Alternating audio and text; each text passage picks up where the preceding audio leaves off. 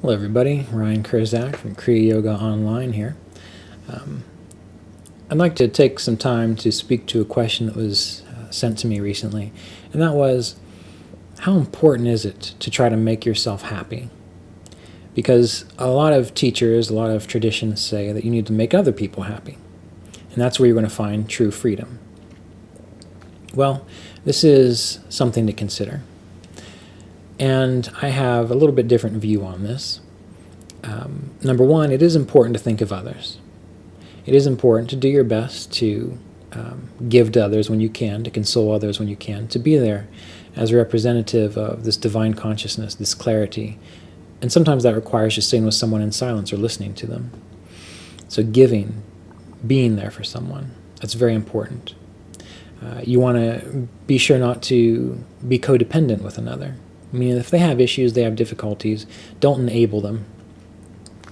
Don't do things for them that support them in the difficult situations that they put themselves into. Let them go. Let them do what they need to do to work out their karma. You can love them, you can bless them, but you don't have to enable them.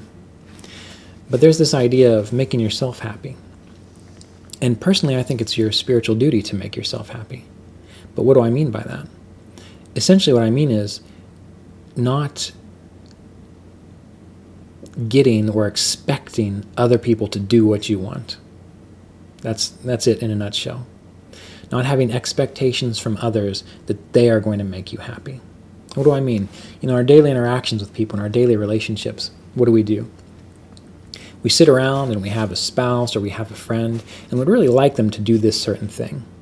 We have in our mind, gee, I wish, my husband or my wife would do this. Maybe it's waxing the car or making dinner or, giving them a kiss when they get home. But the husband or the wife, they're not thinking about it because they don't know that that's what you want them to do unless you tell them. And so then you go through your life and, your husband or wife comes home and they don't get a kiss or they don't give you a kiss. And so now you're thinking to yourself, well, gee, they didn't do what I wanted in order to make me happy. And then they don't make you dinner. And so you're thinking, well, gee, they should have made me dinner. All these things that you start thinking about in your head, where are they coming from? They're coming from expectations within you that someone else or something else is going to make you happy. There's a saying that when you're interacting with a thief, that you can be friends with that thief as long as you know that he's a thief. You just don't expect anything different from him.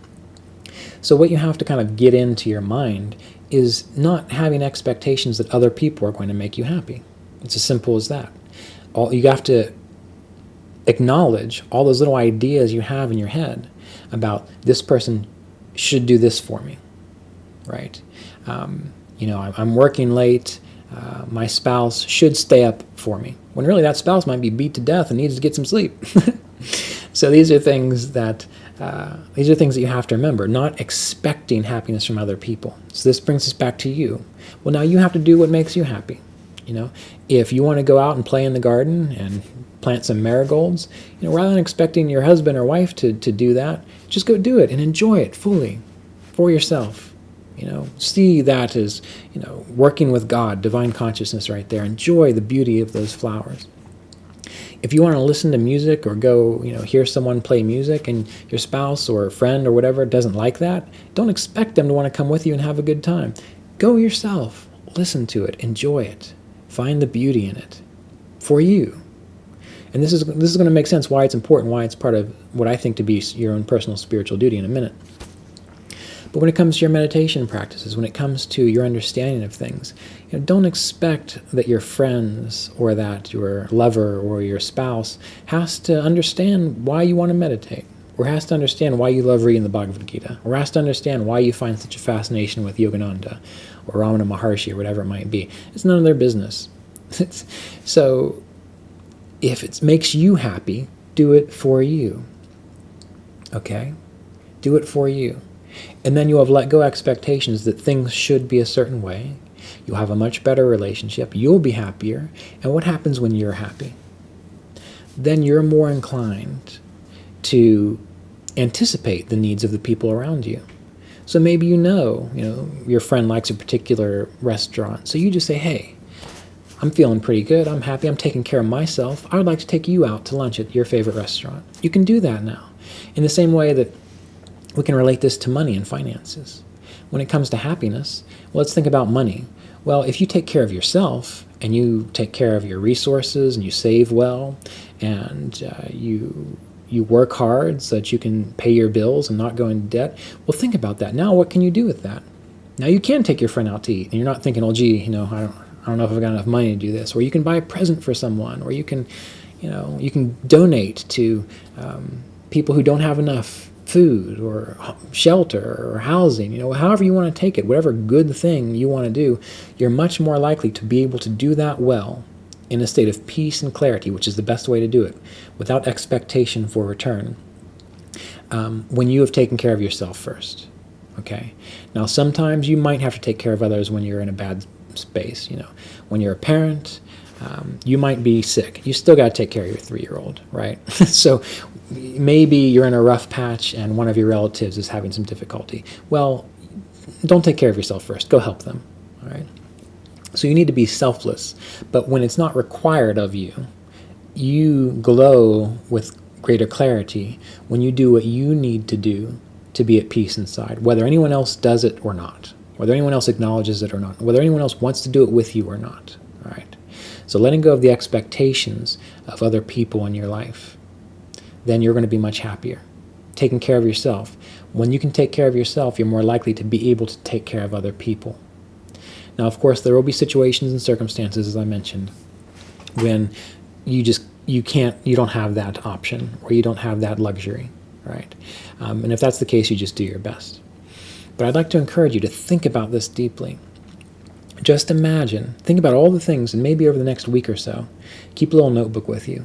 And you really have to be alert for this, because there's all kinds of stuff in your head that you're not aware of that you probably do with other people, where you think, gee, I wish they would have done it this way. Or, gee, why didn't they think to do this for me? Or, don't they know that I like this? Write those things down. Number 1, they might not know. Number 2, they might not care.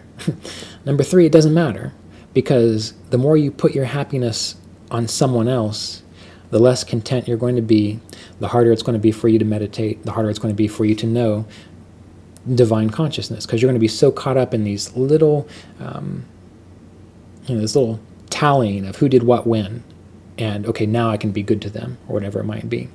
So you want to get to the place to where you are content with what you do it for your own enjoyment, your own inspiration, because divine consciousness really would enjoy to do that through you. And then you have the energy, the capacity to work with others, to serve others, to anticipate others' needs, and to do something good for someone else from a state of clarity, not out of expectation. And this is applicable to your spiritual practice as well.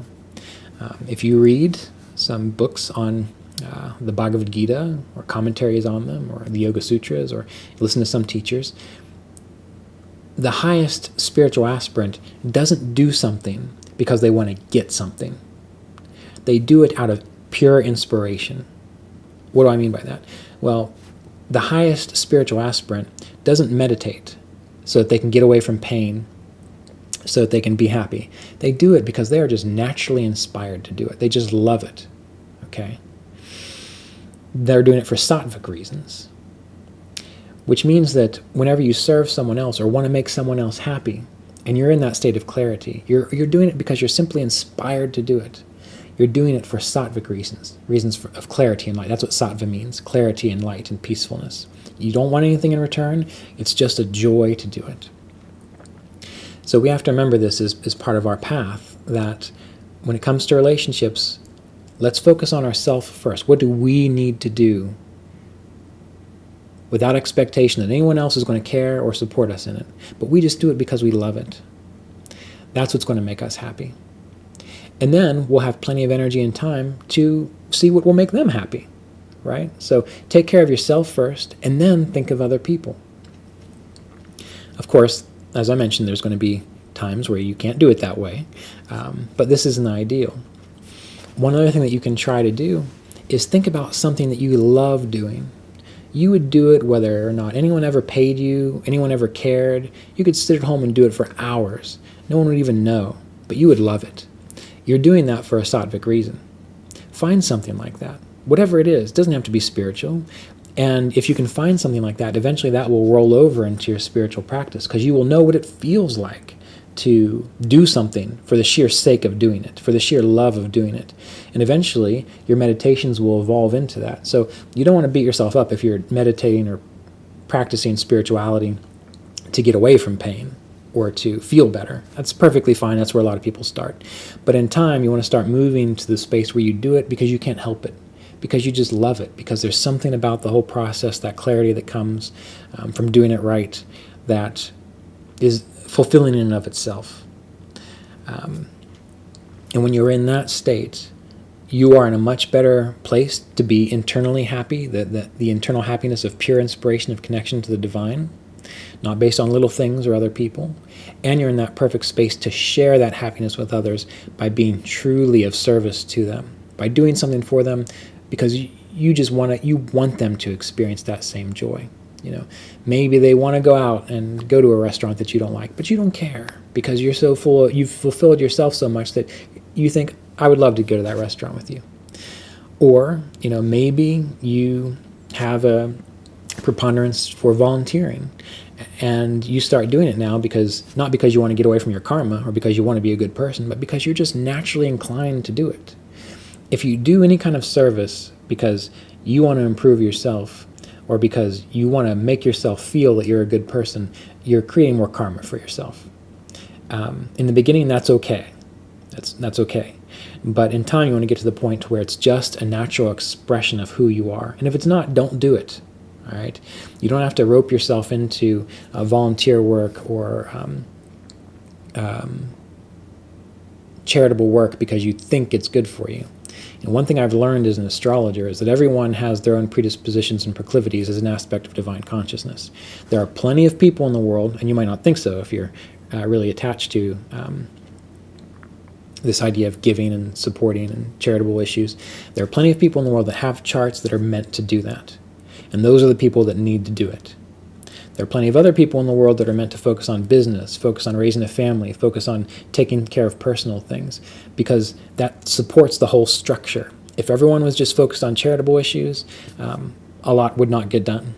Again, you can argue with me about that all you want, but I think you'll find that in an ideal society, everyone has their particular role. Some people are charitable and generous who are meant to have that emphasis. Other people are meant to, do their work, to be a mechanic, to fix everyone's cars so that those charitable people can get to work. So anyway, point being, whatever you're doing, whether it comes to giving of someone else, do it out of sheer inspiration. Do it out of pure love, not because you want to get anything from it. Let go of expectations of other people, that they're supposed to make you happy, that they should know, that they're your husband, their wife, their children, that your aunt, your uncle, that because of that, they should make you happy in these ways. And that is total BS. And that's one of the things that I find, again, being an astrologer, is that a lot of people have these expectations that my son should do this. I work with a lot of Indian individuals, people from India. And sure enough, they always want to know, when is my son or daughter going to be an engineer, a doctor, or a lawyer? I think those are the three top ones. Engineer, doctor, or lawyer. And if you look at their chart and you see that they're meant to be a teacher or an artist, well, watch out, because they're going to say that's not right. But it is right, because everyone has their own proclivities. And so you need to let go of your attachments, your expectations for what other people are supposed to do in your life, and realize that you need to take care of yourself so that you can develop that sense of sattva, that sense of peace, internal contentment, that sense of clarity that you can share with others through whatever work you choose to do. All right, so hopefully this point came across clearly. Being that we're going into the holiday season, I think this is valid. Maybe you need to take some alone time when you're visiting with family. Maybe you don't need to live up to the expectations of all the people around you. Maybe you need to say to them, look, I need to take care of myself. I'll come back and I'll be happy and we'll play cards or whatever it might be. But for now, I need to get away from the loud TV and the turkey cooking, and I just need to go for a walk, And then the family says, oh, but don't you want to wait for blah, blah, blah? And you say, no, I don't. I'll be back. I'll be happy. We'll all be happy together. So it's this idea of taking care of yourself first. And this brings us to the idea of self-realization. To be fully self-realized, you have to be in tune with your own personal path, your own personal needs, so that you can be a supportive player within the lives of the people around you. If you're broke, if you're unhappy, if you're unhealthy, the less likely you're going to be able to share clarity of awareness with other people. Now, that's not true for everybody. There are plenty of people that can be unhealthy, broke, or unhappy and still be perfectly content inside. Seems like a paradox, but it's true. But you know that when you are that, right? Anyway, all right. So be well. We'll be in touch soon. And thank you for tuning in.